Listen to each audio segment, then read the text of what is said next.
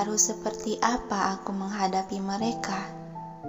Setelah mengetahui semuanya tentang diriku, rasanya begitu malu hanya untuk bertatap muka saja. Batin Mikasa, sembari berjalan pelan menuruni anak tangga dengan kepala tertunduk lesu, seakan tak ada tenaga lagi untuk melangkah. Raut wajahnya menggelap, dihiasi lingkaran hitam di sekitar mata. Sedangkan di meja makan telah berkumpul semua anggota keluarga. Raut wajah mereka juga sama halnya dengan Mikasa, tertekuk muram menatap kosong. "Kasa," suara Bu Anita terdengar senang begitu melihat Mikasa tengah berjalan ke arahnya. "Mama." Wajah Mikasa terangkat seiring langkah kakinya terhenti. Dia berdiri mematung menatap sayu pada orang yang memanggilnya tadi. Oh, tidak. Sekarang sudah berbeda. "Kenapa berdiri di sana? Ayo sini duduk. Sarapannya sudah siap." Dengan gerakan tangan terulur, Bu Anita mengajak. Bibirnya tersenyum lebar, seperti tak terjadi apa-apa. Iya, siapa yang memasak? Apa itu Mama? Tapi tak mungkin jika itu Mama. Gumam Mikasa dalam hati, tampak sedikit memincing curiga. "Kemari Kasa," ajakan Bu Anita membuat Mikasa terhenyak tersadar. "Oh, iya." Mikasa melangkah maju mendekat dan duduk di kursi yang biasanya ia duduki. Kembali kepalanya tertunduk merasa canggung serta malu. Tangannya yang berada di pangkuan sedikit bergetar meremas setiap jemari tangan menahan perasaan yang bergejolak dalam dada, menimbulkan rasa berdenyut sakit, bercampur bingung akan dirinya harus bersikap seperti apa. "Nih, khusus untukmu." Bu Anita meletakkan sepiring sosis goreng berbentuk gurita tapi tak berbentuk. Kedua mata Mikasa melebar terpaku menatap piring berisi sosis goreng yang gosong berwarna hitam hingga tak terlihat seperti sosis melainkan seperti kue coklat. Apa ini? Ray ikut meletakkan piring yang berisi beberapa potong sandwich ke hadapan Mikasa. "Kakak buatkan sandwich tanpa sayur kesukaanmu, makanlah." Pandangan Mikasa beralih menatap piring berisi sandwich dengan bentuk segi empat, sangat tebal, tak beraturan. Dia menghela napas pelan, menundukkan kepala. Melihat Mikasa menghela nafas, alis Ray tertaut menatap. "Kau tak suka makanannya?" "Ah," tersentak, dia menggelengkan kepala. Makasih. Setidaknya mereka sudah berusaha membuatkannya untukku." Batin Mikasa menambahkan. Sejenak dia menatap kedua piring di hadapan dengan tatapan ragu, hingga akhirnya tangannya terulur mengambil sepotong sandwich. Begitu dia menggigit sandwich itu dan mengunyahnya, seketika rasa pedas menyebar di lidah, membuat wajah Mikasa merah padam, menahan rasa pengar nan panas di mulut. "Punya dendam apa kakak padaku?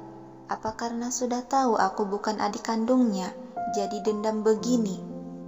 Gumam Mikasa dalam hati disela mengunyah makanan. "Gimana? Enak kan sandwich buatan kakak?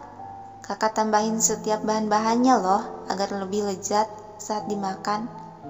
Ray bersuara sembari mengunyah roti berlapis selai coklat. Mikasa hanya membalas dengan anggukan kepala tanpa bersuara. Kepalanya masih tertunduk menyembunyikan wajah yang sudah merah padam. "Sosisnya juga dimakan, Kasa." Bu Anita meletakkan garpu ke sisi piring.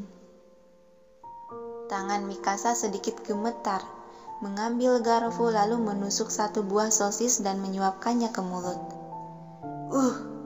Mikasa meringis tatkala rasa pahit pekat beraroma gosong menyentuh lidahnya, menyebar sekitar mulut. "Habiskan ya," ucap Bu Anita yang dibalas anggukan kepala oleh Mikasa. Gadis itu tetap memakan sarapan yang disediakan walaupun sebenarnya dia sudah tak tahan dengan rasa yang menyiksa lidah serta tenggorokannya. Dia tetap melahap dalam diam. Begitupun yang lain, tampak tenang memakan sarapan mereka masing-masing. Tak ada percakapan di antaranya, hanya keheningan dan suara alat makan yang beradu mewakili kebisuan mereka.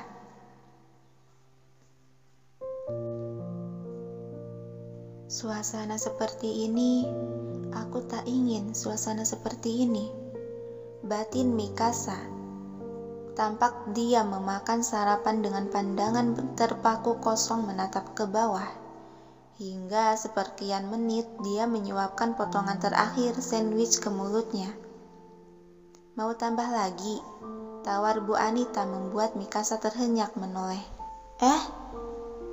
Sejenak Mikasa terdiam menatap, lalu menggeleng lemah beralih mengambil gelas berisi air putih dan meminumnya hingga habis setengah.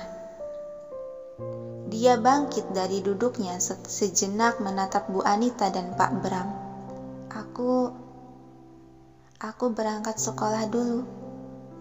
Kemudian dia mengambil tas mengaitkan tali tas ke sebelah bahu. "Mau diantar?" tawar Pak Bram. Senyuman lemah terulas dari bibir Mikasa seiring gelengan kepala. "Aku bisa naik angkutan umum."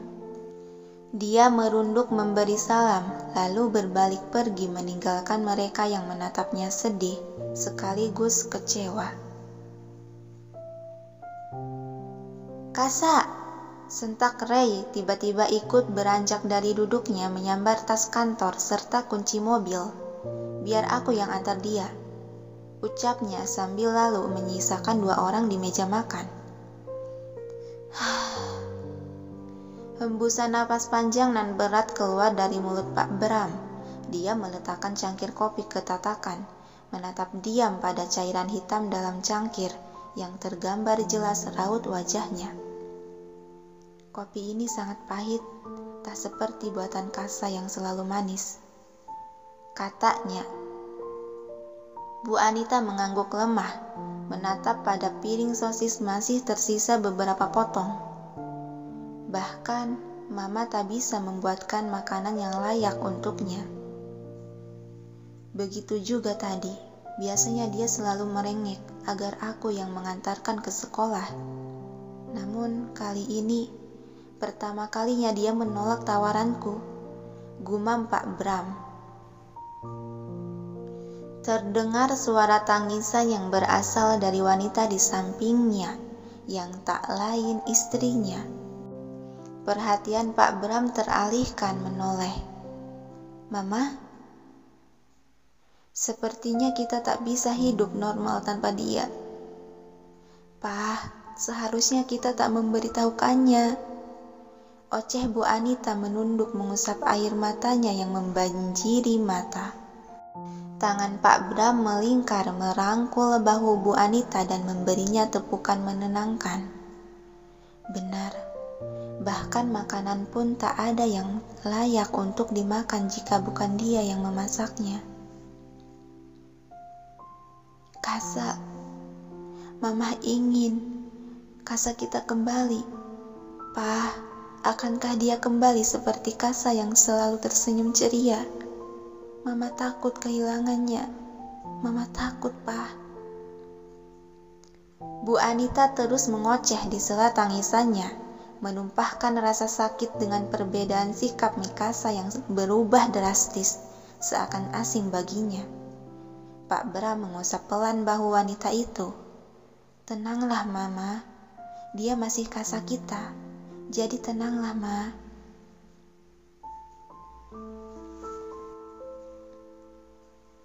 Sementara itu, di sebuah gedung pendidikan berlantai 4, terparkir sebuah mobil hitam yang tak jauh dari pagar masuk.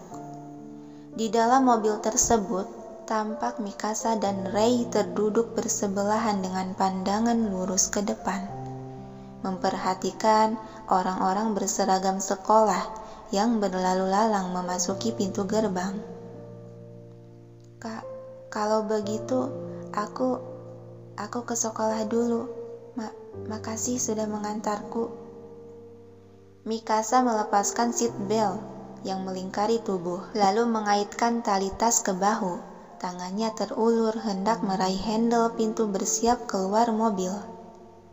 "Kasa," panggil Rei, menghentikan pergerakan Mikasa hingga terpaku diam. Gumam Mikasa tanpa menoleh ataupun berbalik. Dia terdiam menunggu ucapan selanjutnya yang akan keluar dari bibir Rei. "Lihat kakak, dengan kondisi seperti ini aku belum bisa menatap wajahnya." Batin Mikasa menggeleng pelan tanpa bersuara. Sebuah tepukan keras di bahu membuat Mikasa terhenyak menegakkan kepala. "Kasa, lihat kakak sekarang." Suara Rei sedikit meninggi, memerintah yang memaksa. Kedua mata Mikasa terpejam erat, dengan tegas menggelengkan kepala. "Aku masih belum sanggup menatap wajahmu, Kak." "Kak Rei, maaf." Batin Mikasa dengan cepat dia membuka pintu dan berhambur keluar mobil. Dia menutup pintu mobil dengan kasar dan berlari pergi. "Kasa!" teriak Rei sedikit mengulurkan tangan menatap kepergian gadis itu yang sudah berlari memasuki gerbang. Rei menghembuskan napas kasar, tersenyum kecil dan pahit. "Sial, kenapa harus seperti ini?" Gumamnya pelan, mengumpat kesal. Dia menyalakan mesin dan memutar setir mobil melajukannya meninggalkan sekolah. Sedangkan di sekolah, Mikasa masih berlari di lorong yang cukup ramai oleh para murid yang berjalan di sekitar, sehingga menyingkir dari jalanan tengah tatkala Mikasa berlari. Dia terus berlari dengan perasaan membuncah oleh emosi serta rasa sakit di dada, tanpa memperdulikan orang sekitar yang terheran menatapnya, juga umpatan kekesalan dari beberapa murid yang hampir ditabraknya. Tubuh Mikasa menubruk seseorang yang tengah berjalan. "Ah!" pekik orang itu saat tubuhnya jatuh terjerembab ke teras. Maaf, ucap Mikasa berdiri menundukkan kepala merasa bersalah. Pria tersebut bangkit berdiri menepuk bagian belakang celana. "Iya tak apa, tapi lain kali jangan berlarian di lorong." "Sekali lagi maaf." Mikasa kembali menundukkan kepala, lalu berlari pergi meninggalkan pria itu. "Hei, aku bilang jangan berlari!" teriak pria tersebut menatap kepergian Mikasa. Dia terdiam menatap tak berkedip, melihat pada gadis yang mulai menjauh. Terulas senyuman di bibirnya. "Rambut coklat, tapi tak mungkin kan itu dia?" gumamnya pelan. Sesampainya di dalam kelas, Mikasa langsung duduk di kursi menelungkupkan kepala di antara dua lengan. Punggungnya terlihat naik turun, mengatur napas yang terengah sehabis berlari. "Kenapa lo, Mik? Kayak habis diuber rentenir aja." Seorang gadis berambut panjang yang dikucir kuda duduk di kursi sebelah menghadap ke arahnya. Olivia merupakan tetangga sekaligus teman akrab Mikasa, sewaktu Mikasa masih duduk di kursi sekolah dasar. Namun karena alasan tertentu, serta pekerjaan orang tua membuat Mikasa harus hidup berpindah-pindah. Dan kebetulan saat ini mereka dipertemukan kembali di sekolah ini. Kepala Mikasa yang semula tertelungkup bergerak menoleh ke samping. Pia, celetuk Mikasa lemah. Kayaknya gue salah orang deh. Kagak mungkin muka si bule hancur kayak gini. Pia mencondongkan tubuh mendekat untuk memastikan penglihatannya tidak salah. Lo Mikasa si bule kan? Temen gue yang paling tell me sejagat itu. Mikasa menghembuskan napas pelan, kembali menelungkupkan kepala di antara lengan. Aku lagi males bercanda, Pi. Ternyata bener si bule Mikasa. Kenapa dengan muka lo sampai-sampai gue kagak ngenalin? Tanya Pia membenarkan posisi duduknya menatap awas. Namun Mikasa memilih diam menyembunyikan wajahnya. Ini masalah keluargaku, tak mungkin aku ceritakan pada Pia. Batin Mikasa. Mik, ada apa sih? Cerita dong. Yang dibalas keterdiaman Mikasa yang sama sekali tak bergeming. Pia menghela napas pelan, mengambil sesuatu dari kolong meja lalu meletakkannya ke atas meja, dekat lengan Mikasa. Nih, kado dari gue. Maaf ya telat sehari ngasihnya. Perlahan kepala Mikasa bergerak terangkat, melihat sebuah kotak coklat gelap berukuran sedang yang berpitakan warna langit biru. Benda ini mengingatkanku pada kotak sebelumnya. Batin Mikasa teringat kembali dengan kotak yang berisi foto keluarganya. Melihat respon Mikasa yang terdiam tak berekspresi, mendorong Pia kembali bertanya. Gue gak bisa ngasih lo hadiah yang mahal, soalnya doku gue tak cukup. Sorry ya. Mikasa menggelengkan kepala pelan, tersenyum melemah. Makasih, Pi. Hanya itu yang terucap dari bibirnya. Hingga akhirnya dia kembali merebahkan kepala ke atas meja. Alis Pia berkerut tajam, menatap heran dengan sikap Mikasa yang tak seperti biasanya. Dia kembali duduk ke kursinya dengan pandangan masih menatap heran penuh tanda tanya. Mik, lo lagi kurang enak badan ya? Mau gue anterin ke UKS? Mikasa menggelengkan kepala pelan tanpa bersuara. Terus sebenarnya lo kenapa? Tanya Pia penasaran yang dibalas keterdiaman. Sakit gigi? Sariawan? Apa lidah lo kegigit sampai nggak bisa ngomong lagi? Gumam Mikasa membuat Pia menghembuskan nafas kesal. Yang bener yang mana bule? Perlahan Mikasa menegakkan kepalanya menoleh memberikan senyuman. Yang terlihat jelas senyuman kesedihan. Kedua matanya masih terlihat sembab dan sayu. Aku tak apa-apa, Pi. Jangan cemaskan aku, katanya. Decak kesal Pia mengalihkan pandangan ke arah lain. Siapa yang tak akan cemas melihat wajah lo yang kayak zombie kelaparan gitu? Maaf. Terjeda sejenak pandangan Mikasa menunduk. Aku hanya kurang tidur, ucap Mikasa sembari memalingkan wajah ke arah jendela yang kebetulan posisi mejanya dekat jendela. Pia mencuri pandang pada gadis di meja seberang. Tatapannya terlihat menyelidik dengan kerutan di alis menilai. Sudah seminggu ini Mikasa pindah ke sekolah SMA ini. Dan meskipun aku baru bertemu kembali, tapi aku cukup tahu sifat dia yang selalu ceria. Kenapa sekarang dia murung ya? Gumam Olivia dalam hati, menatap heran pada gadis yang sedang melamun itu. Bel istirahat telah dibunyikan. Serempak para murid bergegas keluar kelas menuju tempat di mana makanan dihidangkan. Namun tidak dengan Mikasa yang memilih merebahkan kepala ke atas meja, menekukkan wajahnya yang masih terlihat pucat lesu.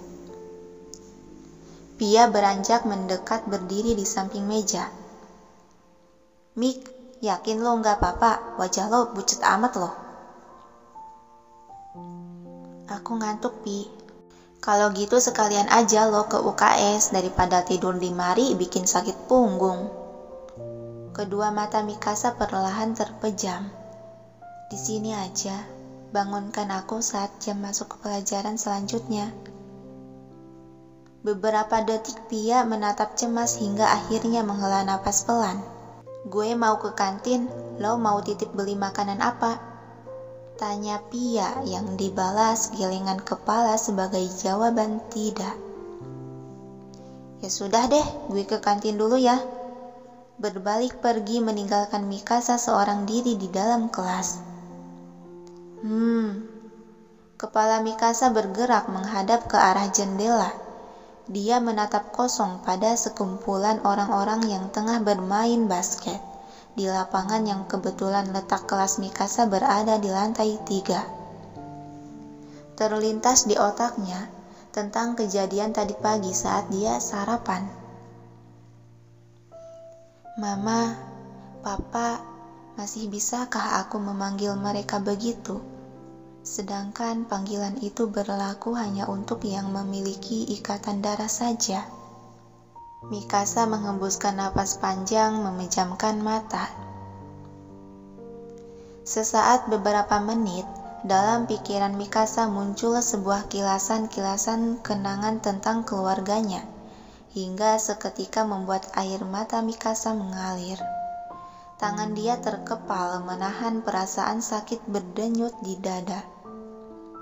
Dia menggebrak meja cukup keras dan bangkit menegakkan punggung, menatap lurus ke depan. Kenapa aku harus sedih? Hanya karena tak ada ikatan darah saja. Biar bagaimanapun aku adalah anak yang dia rawat selama ini. Mereka keluargaku dan akan tetap seperti itu. Tapi ucapan Mikasa terjeda seiring wajahnya kembali layu, tertekuk dengan dagu tersanggah oleh sebelah tangan. Kalau mereka membuangku gimana ya? Kemudian dia menggelengkan kepala dengan cepat membuang pikiran negatif itu. Mikasa bangkit dari duduknya menghembuskan napas kasar. Gak boleh gini terus. Aku harus mempertahankan posisiku di keluarga ini. Tapi gimana caranya ya? Kembali Mikasa merenung dengan alis terangkat berpikir keras. Pertama-tama aku harus buat rencana dulu deh. Dengan semangat dia mengeluarkan sebuah buku dari kolong meja dan mulai mencatat. Sementara di sisi lain, di sebuah perusahaan desain, dalam sebuah ruangan yang dipenuhi orang-orang sibuk bergerak mengerjakan pekerjaan. Di meja tengah, tempat perkumpulan meja pekerja, tampak Rei dengan wajah kusut terus menghela napas, penuh kekesalan saat mengerjakan pekerjaannya. Dia terlihat tidak fokus akibat perasaannya yang tengah berantakan terus terpikirkan tentang Mikasa. "Oi, kenapa bro? Dari tadi lo kelihatannya hela napas mulu. Bisa terbang tuh meja kalau lo tiup terus," tegur Doni, rekan kerja sekaligus teman seakraban yang berada di seberang meja Rei. Rei tak menghiraukan pertanyaan itu. Dia berusaha fokus mengerjakan pekerjaannya. Merasa diabaikan, Doni beranjak dari duduknya dengan tangan membawa sebuah kotak. "Nih, buat Mikasa dari gue." Dia menaruh kotak kado itu ke atas meja. Seketika gerakan tangan Rei terhenti. Dia melirik kotak kado tersebut.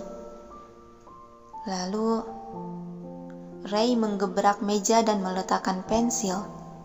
"Pengap, cari udara segar dulu," ucap Rei berlalu pergi. Cek. Kenapa sih tuh anak? Dani ikut beranjak membuntuti Ray yang memasuki ruangan khusus merokok.